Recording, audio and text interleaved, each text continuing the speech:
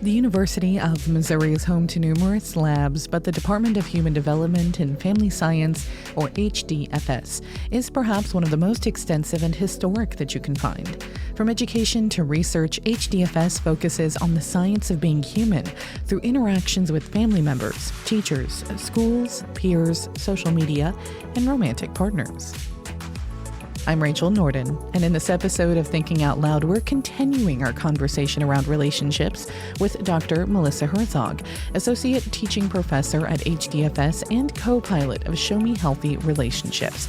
By exploring ShowMe Healthy Relationships, a statewide federally funded relationship education program founded in changing how Missourians navigate commitment, relationships, partnerships, and more. ShowMe Healthy Relationships is actually a federally funded program. So we've had grant funding from the Administration of Children and Families for going on, just past 10 years now. We first started this in 2015. But what we are is we offer relationship education to adults all around the state of Missouri. And so relationship education is something that people probably don't think about a whole lot, but essentially what it means is that we gather groups of adults who are interested in learning more about their relationships, gaining new skills to have healthy, satisfying relationships. We gather them all together and we present them with a curriculum, a set of materials that's based in decades worth of relationship science about what works to help individuals and couples have satisfying relationships. And we talk through those concepts and folks really get to apply those concepts to their own lives. Yeah, that is, that is very interesting because I hadn't actually, I've heard of ShowMe Healthy Relationships like through the ether, I suppose. But as far as actually knowing what you guys do, it did seem like a very wide scope of things. So that is very interesting. So you said you've been around for a decade now. Mm-hmm. So you have decades long of research to apply to this. So then I guess my next question is going to be, what sort of things do you teach in these courses? Absolutely. No, that's a great question. And we've ebbed and flowed a little bit over time. Like any federally funded grant, we have to sort of tell them, here's what we want to do this time around. So in the past, we have served couples. So where partners would come and attend the class together and really dive in to their own relationships and apply some new skills and get to know each other a little bit more. But we've also been serving single adults. So those folks who are not in a committed romantic relationship to really do a lot in terms of thinking about what it is that they want and they value and to gain some good skills in preparation for whatever that next romantic relationship in their life might be. So we've ebbed and flowed over time. We've had a few different, what we call cycles of funding from the federal government. And in this newest iteration that we're actually getting ready to begin, our focus is on single adults. And so, there is a lot of really good data that we've already gotten in terms of evaluating the program and how it's working for folks.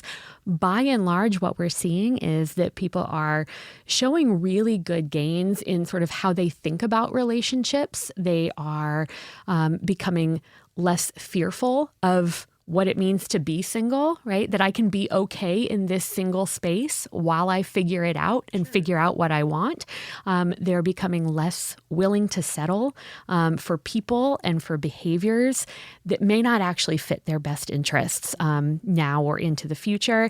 And they're also telling us, I'm becoming more confident in my ability to communicate and to problem solve. And a lot of the folks are actually seeing that manifest in other kinds of relationships in their lives. They're growing closer to their children or to their parents or to their coworkers. So they're learning just basic interpersonal skills that can be applied to all types of relationships, not just romantic ones. Are these courses that someone has to be enrolled in MU to take part in, or are these things that you offer sort of ad hoc to the public, to the community? That is a fantastic question. And so sometimes the notion of relationship education, quote unquote, gets a little bit confusing for people.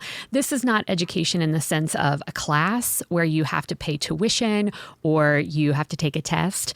It really is what we call in the sciencey world, psychoeducation, community-based education. So these are open to the public. And the best part is because we have the funding mechanism that we do, it means that they are absolutely no cost to our participants. So what we really do to get folks involved, and we try to spread the word, certainly through opportunities like this, but if someone sort of hears about what we do and what we offer and thinks, gosh, I think that that's a good fit for me, that's something I might be interested in, they just need to give us a call, reach out to us on Facebook, on our website, that sort of thing. And right now, we are going to be gearing up for our next round of classes. They'll be offered starting in April of this year, April 2026. So I encourage folks to reach out to us. And for this particular time around, basically, we have a fairly open criteria for folks, again, kind of tied to what we said that we were going to do when we wrote the funding proposal. So someone just needs to be a legal adult in the state of Missouri. So age 18 or over, and they are their own legal guardian. Ideally, our main population is folks who are currently single, not in a committed relationship. So maybe they're dating, but they haven't really settled in with a particular person. We feel like we can have a lot of impact for those folks. But we also are open to individuals who are partnered with someone romantically and are not married to that person. So unmarried couples may also be eligible to be part of our program. Have some additional questions for those folks. But if you are anywhere in the state of Missouri and meet those criteria, this is a great program for you. And we do offer, we'll be offering our classes mostly on Zoom. So it really can reach a super wide audience. We will have a few limited offerings depending on sort of physical location that could be offered in person if somebody really preferred to do that in person. Yeah, you keep answering my questions. Before I get to ask them, I was like, is it going to have cost? No, it's free. Right. Is it going to be online? You're going to have Zoom. Yeah. That's really great. So you said that people can find you, contact you through Facebook, through calling you, and through the website. Yeah. What are the specific contact methods? Absolutely. That's a great question. So on Facebook, you can find us by just searching ShowMe Healthy Relationships. So all one word, and you will find us. Our email address is smhr@missouri.edu. And we also have a website, showmehealthyrelationships.com. So any of those will get you to us. We'll take down some basic information about your individual context, make sure you sort of fall within those basic criteria, and we can do our best to serve you well. And if for some reason something else might be a better fit for folks, like maybe you need actual couples therapy, right? We see that a lot where folks are really feeling highly distressed. That's not what we do. We are not a therapeutic intervention.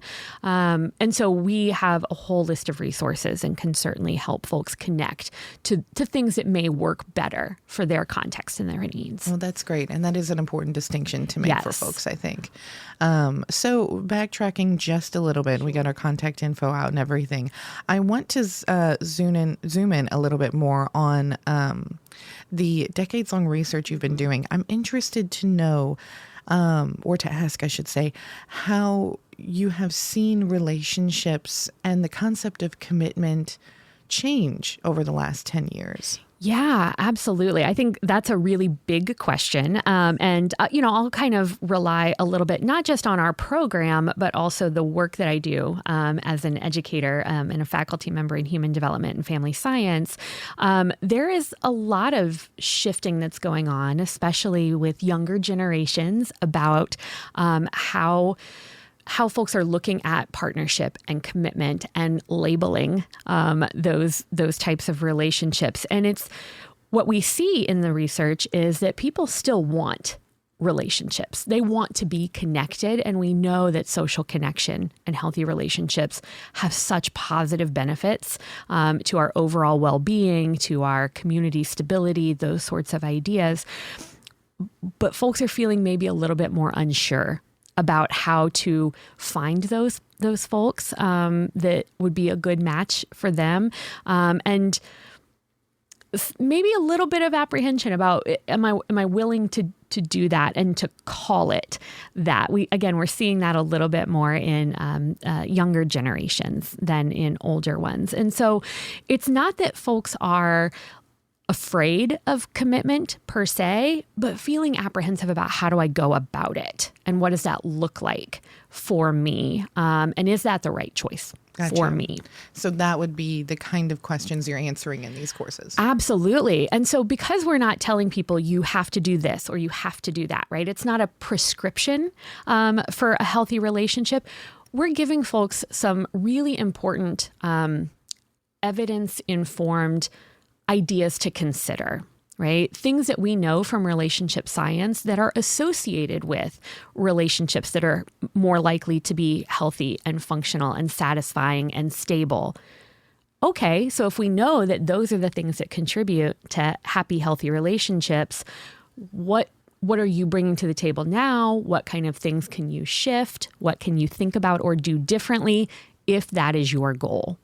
To have those kinds of relationships. So it's really about presenting folks with ideas and having them think about their own lives, maybe in ways that they never have before or in ways that are new and maybe a little bit uncomfortable. So it's really about that personal application of content is what we do in our classes. Sure. So to get just a quick little snapshot at what a class might be, what are some things that you would identify, maybe just a handful of things, because I know we can't go into a whole course of things here, but that you would identify as characteristics of a happy and functional relationship? That is a big question. So a lot of it depends on what is it that you value and the match that you have with whoever it is that you have selected to partner with in your life. And so we know from relationship science, and we cover it in our classes, when we tend to match fairly well our partners on the important things in life, that tends to matter more, right? We want to be attracted to someone romantically, of course, but we need to match on those basic value systems, whatever those are. Are we generally in line on those things? And are we generally in line on how we're going to live our day-to-day lives together, right? If I'm a super morning person and you're a super night person, that doesn't matter all that much unless it creates a lot of discord among us and we can't figure out how to negotiate and come on the same page with that. So we think about things like day-to-day roles, how we communicate, what's acceptable or not acceptable. When we can come together and match on those things, that's really, really helpful. And also, I know some of my other colleagues have talked about basic relationship maintenance. When we can find someone who we appreciate and respect as a basic human, and we can express that to them frequently, those also tend to be associated with really happy and healthy relationships. I feel like that's where a lot of people get kind of held up, is the expression part of it. Is that something that you guys focus on in these courses, is learning how to be more expressive in those things? Yes. And so we do that in a couple of ways, right? And the first is really thinking about yourself. Who am I? What do I want? What is important to me? And once we know that, then we start thinking about, how do I make that known to my partner? You know, one of the things that's really challenging for a lot of couples and interpersonal relationships in general is when we have unmet expectations.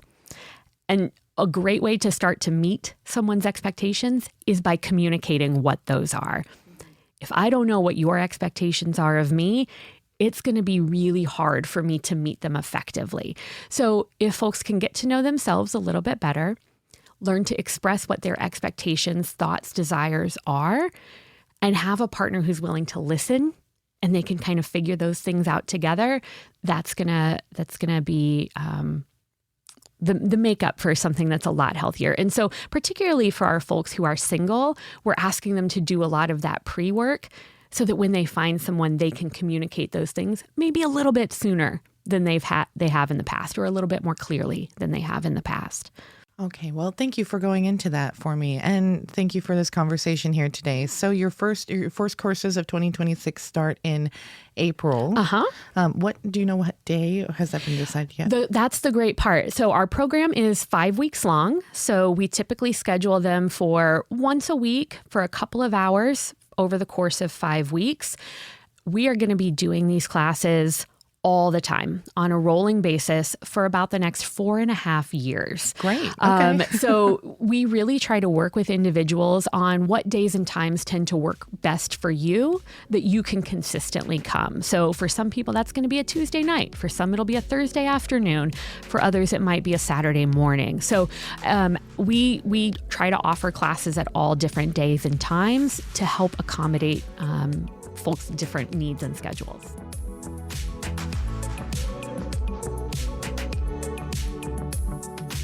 That was Dr. Melissa Herzog, Associate Teaching Professor at HDFS and co-pilot of ShowMe Healthy Relationships, on how SMHR is changing how both single and coupled people navigate their relationships.